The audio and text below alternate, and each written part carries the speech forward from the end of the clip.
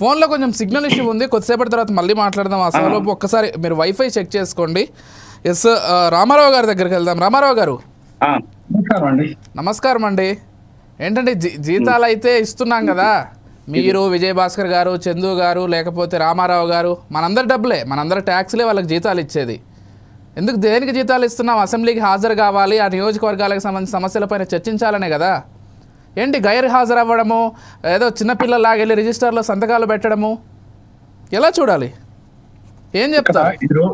ఈరోజు అయ్యన్న పాత్రుడు గారు లేవనెత్తినటువంటి అంశం మీద చంద్రబాబు నాయుడు గారు కూడా మళ్ళా తర్వాత సెషన్ ఈవినింగ్ సెషన్ లో దాన్ని ప్రస్తుతించినటువంటి మాట వాస్తవం. ఇక్కడ అసెంబ్లీలో జరిగిన చూసాం. మరి ఇక్కడ ఒక అంశం అండి, నేను ఒకటే స్ట్రైట్ కి వచ్చిన ఏంటంటే, జగన్మోహన్ రెడ్డి గారు ఈ రాష్ట్రం మాజీ ముఖ్యమంత్రి, ఈ రాష్ట్రంలో ప్రస్తుతం ఉన్నటువంటి కూటమి తర్వాత చూసినటువంటి విషయంలో ఉన్నటువంటి ప్రతిపక్ష పార్టీగా ఈ యొక్క పార్టీని, వైఎస్ఆర్ కాంగ్రెస్ పార్టీని ఖచ్చితంగా ప్రతిపక్ష పార్టీగా గుర్తించి మాకు అవకాశం ఇవ్వాలని చెప్పి స్పీకర్ గారికి లేఖ రాశారు. ఎప్పుడు 25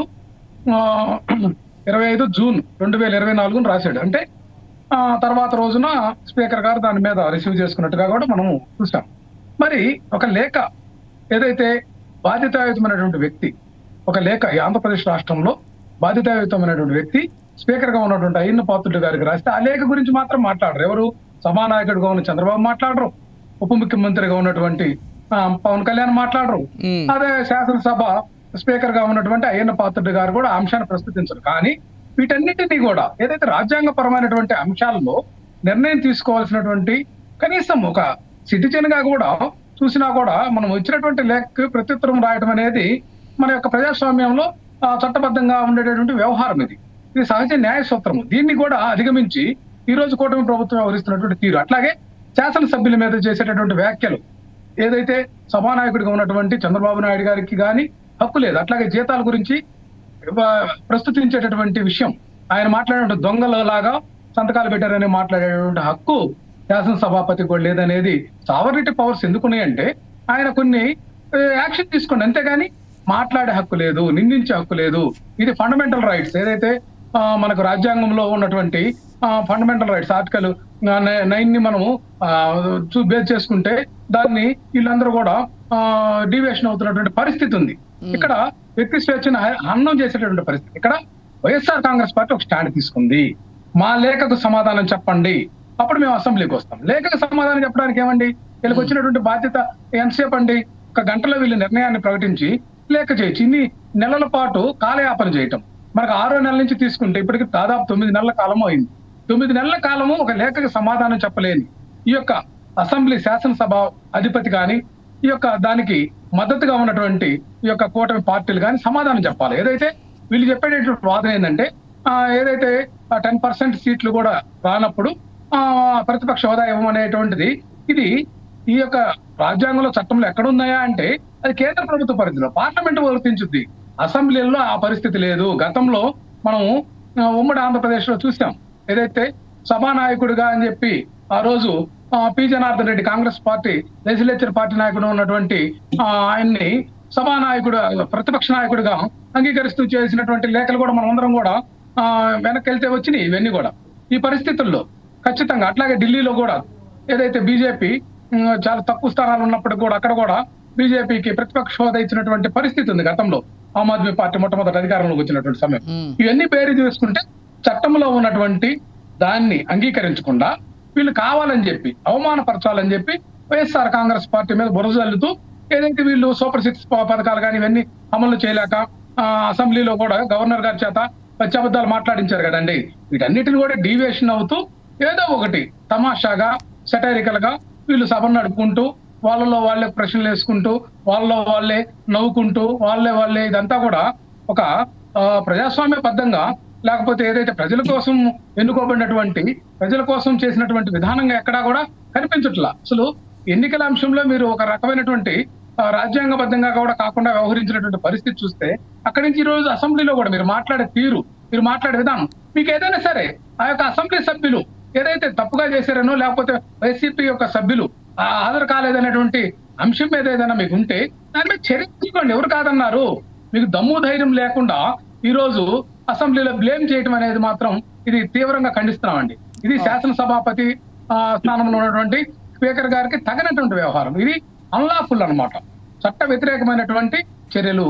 ఈ కామెంట్స్ అన్నిటిని కూడా శాసనసభ రికార్డులో నుంచి ఉపసంహరించుకోవాలని మేము డిమాండ్ చేస్తున్నాం. ఓకే, వెరీ గుడ్ అండి. కాకపోతే గత ప్రభుత్వంలో జగన్మోహన్ రెడ్డి గారు చంద్రబాబు గారిని నేరుగా ఉద్దేశిస్తున్నటువంటి వ్యాఖ్యలు ఏమంటే, మీకు వచ్చినటువంటి 22-23లో ఒక 3-4 మేము ఇట్లా లాగేసుకుంటే ఆ ప్రతిపక్ష హోదా కూడా ఉండదు చంద్రబాబు అంటూ ఆయన పేరును ప్రస్తావిస్తూ చాలా క్లియర్గా చెప్పారు. అంటే జగన్మోహన్ రెడ్డి గారికి చాలా క్లియర్గా తెలుసు కదా, 10% సీట్లు దాటకపోతే ప్రతిపక్ష లేదు లెట్ మీ సే, మీరు ఖచ్చితంగా సమాధానం చెప్పొచ్చు. జగన్మోహన్ రెడ్డి గారు ఆ రోజు చాలా క్లియర్గా చెప్పారు ఆ మాట. సరే, ఇవన్నీ పక్కన పెడితే జగన్మోహన్ రెడ్డి గారికి వ్యక్తిగతంగా వచ్చేటువంటి ప్రతిపక్ష హోదా నాయకుడి దానికోసము మిగిలినటువంటి సభ్యులందరినీ కూడా వెళ్ళొద్దు అంటే, ఇప్పుడు అసెంబ్లీ అంటే కేవలం ఓవరాల్గా ఉండేటువంటి సమస్యలే కాదు కదా, నియోజకవర్గ సమస్యలు కూడా ఉంటాయి. ఈ ఎవరైతే వై బాలరెడ్డి, లేకపోతే తాటిపర్తి చంద్రశేఖర్, మత్స్యలింగం, విరూపాక్ష, విశ్వేశ్వరరాజు, ఆకేపాటి అమర్నాథ్ రెడ్డి, దాసరి సుధా, వీళ్ళందరూ ఎవరున్నారో వీళ్ళందరికీ నియోజకవర్గ సమస్యలు కూడా ఉంటాయి కదా. ఇప్పుడు పార్టీ తీసుకున్న స్టాండ్ వల్ల వాళ్ళ నియోజకవర్గ సమస్యలని కూడా అసెంబ్లీలో ప్రస్తావించలేనటువంటి ఒక సందర్భం ఏర్పడుతోంది. ఏం చెప్తారు ఈ రెండింటికి సమాధానం? ఇక్కడ ఒక అంశం అండి, నియోజకవర్గాల అంశానికి వస్తే వైసీపీ శాసనసభ్యులు ప్రజల పట్ల, ప్రజాస్వామ్యం పట్ల విశ్వాసంతో ఆయా నియోజకవర్గాల్లో ప్రజలకు సంబంధించినటువంటి అంశాల మీద ప్రయత్నిస్తూనే ఉన్నారు. కానీ ఆ నియోజకవర్గాల్లో తెలుగుదేశం పార్టీ ఇన్ఛార్జీలు, జనసేన ఇన్ఛార్జీలు, బీజేపీ ఇన్ఛార్జీలు పెత్తనం కొనసాగిస్తున్నారు. అక్కడ ఎవరైతే పోటీ చేసి ఓడిపోయారో వాళ్ళే అనధికారిక ఎమ్మెల్యేలు కొనసాగుతున్నారు. ఇది ప్రజాస్వామ్యం చిహ్నం. ఇప్పుడు నేనేమంటున్నానంటే, ఇక్కడ అసెంబ్లీకి మీరు రావట్లేదు అని చెప్పేటటువంటి సంభాషణ ఏదైతే స్పీకర్ గానీ లేకపోతే ఇట్లా చంద్రబాబు నాయుడు గారు సీఎం గారు చెప్తున్నటువంటి అంశంలో అక్కడ వాటిని ఎందుకు సరి చేయట్లేదు? వీళ్ళు నిజంగా ప్రజాస్వామ్య మీద, విలువల మీద విశ్వాసం ఉంటే, వీళ్ళకి ప్రజాస్వామ్యం మీద గౌరవం ఉంటే, చట్టబద్ధంగా రాజ్యాంగబద్ధంగా వీళ్ళు ఈ యొక్క ప్రభుత్వాన్ని నడపాలనే ఒక కోరిక, అభిలాష ఉంటే ఇక్కడ ఈ మాట మాట్లాడినప్పుడు ఆ అంశాన్ని సరి చేసుకోవాల్సినటువంటి నైతికత ఉందా? మీరే చెప్పండి. నేనేమంటున్నానంటే, వైఎస్ఆర్సీపీ ఎమ్మెల్యేలు ఒక కట్టుబాటు, ఈ యొక్క నిర్ణయం ఏదైతే స్పీకర్ గారు బయట కూడా చాలా మాట్లాడాడు, అవన్నీ మేము ఇక్కడ ప్రస్తావించట్లా. స్పీకర్ గారు బయట బండబూతులు తిట్టారు, కావాలంటే ప్లే చేసి చూపిస్తాను. యూట్యూబ్ లో కూడా మీకు కూడా దొరుకుతాయి, కావాలంటే ప్లే చేసి చూపిస్తాను. స్పీకర్ గారు ఎంత దారుణంగా ముఖ్యమంత్రి హోదాలో ఉన్నటువంటి జగన్మోహన్ రెడ్డి గారిని ఉద్దేశించి బండబూతులు తిట్టినటువంటి వ్యక్తి ఆయన పద్ధతి గారు.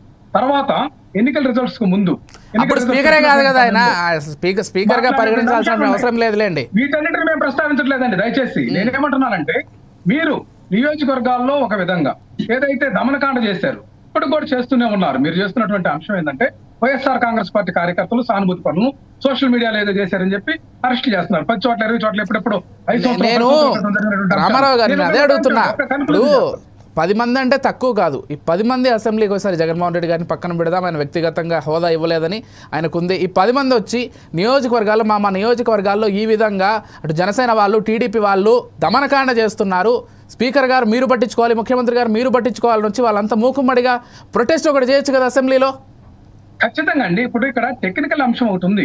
మీరు గమనించాల్సింది ఏంటంటే, వైఎస్ఆర్ కాంగ్రెస్ పార్టీని ప్రతిపక్ష హోదాగా గమనించినప్పుడు, లేకపోతే ఆ హోదా ఇవ్వనప్పుడు ఏం జరుగుతుందంటే, సాధారణ శాసనసభ్యులుగా 164 తర్వాత వచ్చేటటువంటి రౌండ్ లో ఒకరు ఇద్దరికి అవకాశం ఇచ్చేటటువంటి పరిస్థితి ఉంది. అది ఎప్పటికి వస్తుంది? 3 రోజులకో, 4 రోజులకో, 5 రోజులకో అసలు ఒక్కొక్క శాసనసభ సమావేశంలో అవకాశం వస్తుందో రాదో తెలియదు. అట్లాగే పవన్ కళ్యాణ్ గారి మాటలు కూడా వాస్తవంగా మేము సెకండ్ ప్లేస్ లో ఉన్నాం, మీకు ప్రతిపక్ష హోదా ఏదో దామాషా పద్ధతి ఉంటే మీరు వేరే దేశాలకు వెళ్ళాలి, అక్కడ పోయి క్లెయిమ్ చేసుకోమని చెప్పినటువంటి అంశం. ఇది ప్రజాస్వామ్యం, భారత ప్రజాస్వామ్యానికి తగినటువంటి మాటలు. ఇక్కడ ఒక అంశం అండి, ఇక్కడ మనం భారతదేశంలో ఉన్నాం, భారతదేశ చట్టాలు, భారతదేశ రాజ్యాంగం ప్రకారం మనం నడుచుకుంటామా, ఇతర దేశాల చట్టాల ప్రకారం నడుచుకుంటామా? ఇక్కడ ఉప ముఖ్యమంత్రి ఆయన యొక్క వ్యాఖ్యలు కూడా ఉపసంహరించుకోవాలి. ఖచ్చితంగా వైఎస్ఆర్ కాంగ్రెస్ పార్టీకి ప్రతిపక్ష హోదా ఇచ్చి ప్రజల ప్రజాస్వామ్యం పట్ల విశ్వాసంతో మీరు ప్రతిపక్షాన్ని ఆహ్వానించండి. కోరుకుంటే ఎప్పుడో చేసేవాళ్ళు అనమాట. ఇది దుర్మార్గమైనటువంటి ప్రక్రియకు శ్రీకారం చుట్టారండి. చందు గారు